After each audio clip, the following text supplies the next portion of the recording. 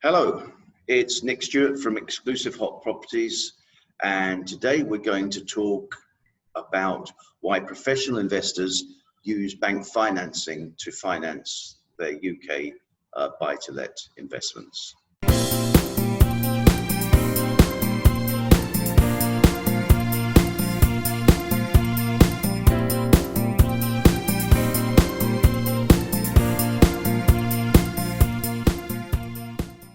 Hi, it's Nick Stewart again from Exclusive Hot Properties, and today I want to talk about a subject very close to my heart about the difference between using cash to buy your UK buy-to-let properties and using bank finance and the power that bank financing gives you. Okay, you'll see many professional investors will try and borrow as much money as they can on a investment buy-to-let property, whereas maybe the more cautious person's got the cash, they just want to turn their cash into a passive income, right? So and it's a different strategy depending on what suits you best. But it's a very I've gone into this in great detail on the written blog, and I ask you please read the written blog because it's much easier to explain in the written form than it is on video. But the concept is a pretty simple one. Okay, so very simply, if you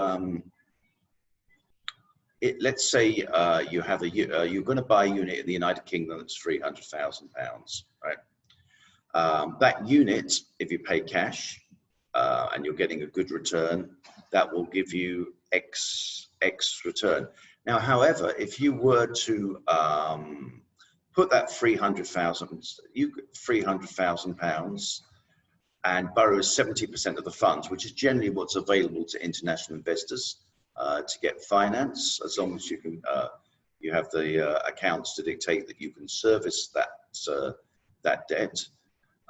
Say 3 units is 900,000 times 70%, 600. That would mean that you would have to come up with 270,000 plus some costs, etc., etc. So roughly for the same investment, you can buy 3 properties instead of 1. And then if you start to look at the rates of return, you're basically getting treble the return. However, you have to deduct the cost of bank finance. So generally speaking, at the moment, if we take Manchester as an example, generally the net buy-to-let is, let's be conservative, say 5% after paying the management of the property, etc., etc. So on a £300,000 property, you will have an income of 5% of 15,000. Then let's say you have bank finance at 3.5%. You've borrowed 70% of 300,000. That's 210. You will have 210 times 3.5%. That's 7,000 and 7,300 a year per annum, approximately. And then clearly you're making a difference between the 50. So you're making equity in the difference between what you're borrowing and what you're getting in income. Plus you're getting capital growth. And the capital growth part's important. So in Manchester, a conservative projection is that you'll get rental growth and you'll get capital growth of 3% per annum. And as long as that's maintained, you will get growth. So, and after 5 years, for example, if you've invested in bank financing rather than putting all your money in cash, you then have the option, you'll made a much bigger return. And in reality, you can probably then sell 2 units, if this is the way you want it to go, and have the other unit with no debt at all. And you will have used that to basically clear all debt completely free.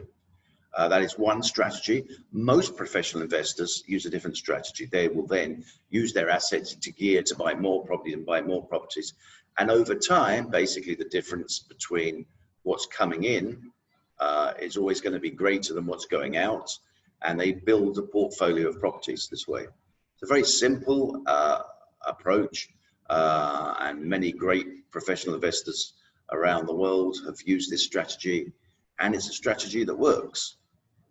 As I said, I think if you go to the blog, you'll go into see much more written detail, but I just wanted to share this with you because I thought it's a very important topic. And thanks very much for listening, and I look forward to speaking to you in the next blog. Thank you. Bye.